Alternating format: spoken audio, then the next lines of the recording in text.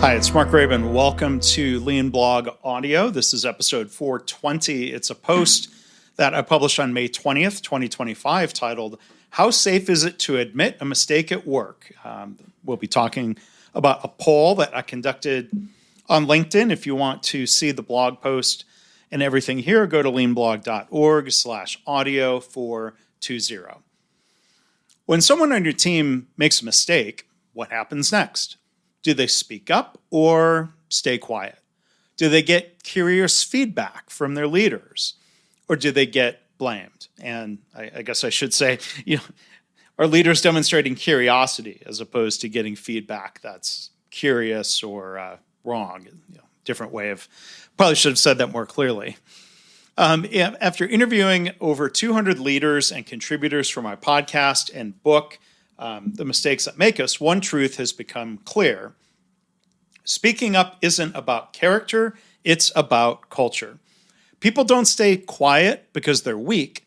They stay quiet because it doesn't feel safe to be honest or candid. That's why I shared a simple question on LinkedIn recently. At your current job, how safe is it to admit a mistake? So the poll is now closed, and the results, unscientific poll, 473 votes, results are as follows. Very safe, no fear at all. That was 31%. Great to hear. Somewhat safe, depends on the boss, 47%. Not very safe, it's risky, 17%.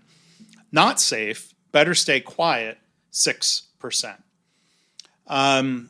So whether you voted on this or not, you can still come to the blog post and leave a comment. What makes it feel safe or not from your perspective? What role do leaders play?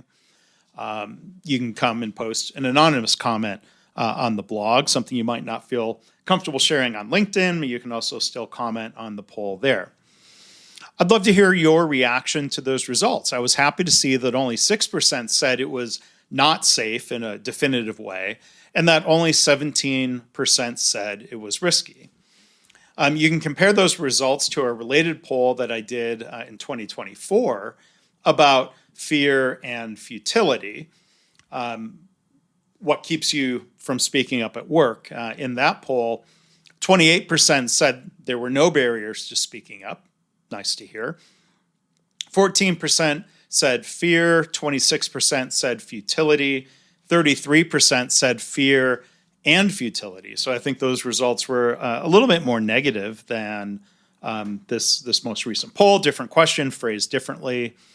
But I think we see a picture overall that futility is a bigger barrier to speaking up than is fear. And that's what research by Professor Ethan Burris from the University of Texas at Austin and the McCombs Business School has shown. So if you're looking for a practical way to bring this conversation into your workplace, there's a free PDF resource that you can download through my book's website. It's called the Mistake Smart Leaders Checklist.